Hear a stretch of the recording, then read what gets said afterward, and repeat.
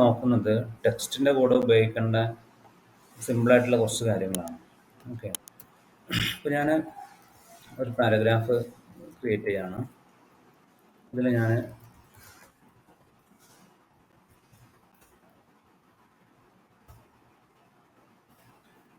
എനിക്ക് കുറച്ച് പോർഷന് പിന്നെ കഴിഞ്ഞ സമയം നോക്കിയിട്ടുണ്ടായിരുന്നു. എനിക്കിപ്പോൾ ഒരു ടെക്സ്റ്റിനെ ബോൾഡ് ആക്കണം എന്നുണ്ടെങ്കിൽ എനിക്ക് ഉപയോഗിക്കാൻ പറ്റുന്നത് ബി ടാഗ് ഉണ്ട്. ബി ടാഗ് കൊടുത്തു കഴിഞ്ഞാൽ എനിക്ക് ഒരു ടെക്സ്റ്റിനെ ബോൾഡ് ആക്കാൻ പറ്റും. ഏത് ടെക്സ്റ്റിനാണോ ബോൾഡ് ആക്കേണ്ടത് അതിനെ ഈ ബി ടാഗിൻ്റെ ഉള്ളിൽ കൊണ്ടുവരിക. അപ്പോൾ ആ ടെക്സ്റ്റ് ബോൾഡായിട്ട് വരും. അപ്പോൾ നമ്മൾ ഇവിടുന്ന് ഓപ്പൺ വിത്ത് ലൈവ് സെർവർ കൊടുത്തു. ഈ ഭാഗം ബോൾഡായിട്ട് നമ്മൾ കാണുന്നുണ്ട്. ഈ ബോൾഡ് ആക്കാൻ വേണ്ടി 2 ടാഗ് ഉണ്ട്. ബോൾഡും ഉണ്ട്, സ്ട്രോങ്ങും ഉണ്ട്. രണ്ടും ഏകദേശം പിന്നെ ഒരുപോലെ തന്നെയാണ്. ബെറ്റർ സ്ട്രോങ് ഉപയോഗിക്കുന്നതാണ്. ബോൾഡ് ഉപയോഗിക്കുന്നതിനേക്കാളും ബെറ്റർ എപ്പോഴും സ്ട്രോങ് ഉപയോഗിക്കുന്നതാണ്. സ്ട്രോങ് ഉപയോഗിക്കുന്ന സമയത്ത് HTML ഉപയോഗിക്കുന്ന ബ്രൗസർ അല്ലാത്ത മറ്റ് ഡിവൈസുകളുണ്ട്, അതിലും അത് ഉപയോഗപ്പെടും. അതൊരു ഇമ്പോർട്ടൻ്റ് ടെക്സ്റ്റ് എന്നുള്ള രീതിയിൽ സിസ്റ്റത്തിന് മനസ്സിലാവും.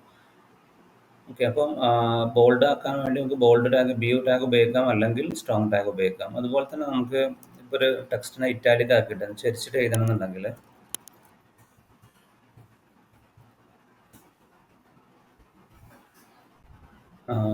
നമുക്ക് ചെയ്യേണ്ടത് അതിന് ഐ എന്ന് പറയുന്ന ഒരു ടാഗ് ഉണ്ട്. അതിനുള്ള ടാഗ് കൊടുത്തു കഴിഞ്ഞാൽ നമുക്കതിനെ ഇറ്റാലിക് ഫോർമാറ്റിൽ കാണാൻ പറ്റും. അതുപോലെ തന്നെ അതിൻ്റെ ഒരു ന്യൂവർ വെർഷനുള്ള ടാഗ് ഉണ്ട്, EM എന്ന് പറയുന്ന, എംഫസൈസ് എന്നുള്ളതിൻ്റെ ഷോർട്ട് ഫോമാണ് EM എന്നുള്ളത്. അപ്പം അങ്ങനെ വേണമെങ്കിൽ അതും ചെയ്യാൻ പറ്റും, രണ്ടും കൊടുക്കാൻ പറ്റും. അതിൽ EM ആണ് പ്രിഫേർഡ്. രണ്ടും ഏകദേശം ബേസിസ് എന്ന് പറയുന്നതും ഇറ്റാലിക് ടെക്സ്റ്റ് എന്ന് പറയുന്നത് രണ്ടും ഇറ്റാലിക് ആയിട്ട് തന്നെ നമ്മൾ കാണുന്നത്. നമ്മൾ 2 ടാഗാണ് ഉപയോഗിച്ചിട്ടുള്ളത്. ഐ ഉപയോഗിച്ചിട്ടുണ്ട്, അതുപോലെ EM ഉപയോഗിച്ചിട്ടുണ്ട്. ഈ ഒരു പോർഷൻ നമ്മൾ EM ആണ് ഉപയോഗിച്ചിട്ടുള്ളത്. രണ്ടും ഒരേ എഫക്റ്റ് തന്നെയാണ്. പിന്നെ അതേപോലെ നമുക്ക് ഏതെങ്കിലും ടെക്സ്റ്റിനെ അണ്ടർലൈൻ ചെയ്യണമെന്നുണ്ടെങ്കിൽ നമ്മൾ ഉപയോഗിക്കുന്ന ടാഗാണ് U എന്ന് പറയുന്ന ടാഗ്. അണ്ടർലൈൻ എന്നുള്ളതിൻ്റെ ഷോർട്ട് ഫോം.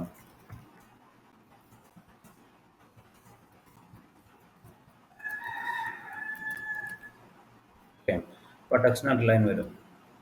അതുപോലെ നമുക്കിപ്പോൾ പിന്നെ ഒരു ഓഫർ പ്രൈസും ഉണ്ട്, നോർമൽ പ്രൈസും ഉണ്ട്. അപ്പോൾ നമ്മൾ പൊതുവേ ചെയ്യൽ അങ്ങനെയാണ്. ഇപ്പോൾ ഒരു 4000 രൂപ ആണ് നമ്മൾ നോർമൽ പ്രൈസ് ആയിട്ട് കാണിക്കുന്നത്, ഓഫർ പ്രൈസ് ആയിട്ട് കാണിക്കുന്നത്. എന്നിട്ട് നമുക്ക് എന്ത് ചെയ്യണം, അതിൻ്റെ അപ്പുറത്ത് തന്നെ ഇപ്പോൾ ഒരു 7000 രൂപ വരെയുള്ള സാധനമാണെന്നുണ്ടെങ്കിൽ ആളുകൾക്ക് കാണിച്ചു കൊടുക്കണം ഇതിൻ്റെ ആക്ച്വൽ പ്രൈസ് 7000 ആയിരുന്നു, ഇപ്പോൾ നോർമൽ പ്രൈസ് ഓഫർ പ്രൈസ് 4000 ആണെന്നുള്ളത്. അപ്പോൾ നമ്മൾ എന്ത് ചെയ്യും, അതിനെ ക്രോസ് ചെയ്തിട്ട് സ്ട്രൈക്ക് ചെയ്തിട്ട് നമുക്ക് കാണിക്കണം. അതിന് നമ്മൾ ഉപയോഗിക്കുന്നതാണ് സ്ട്രൈക്ക് എന്ന് പറയുന്ന ഒരു ടാഗ് ഉണ്ട്.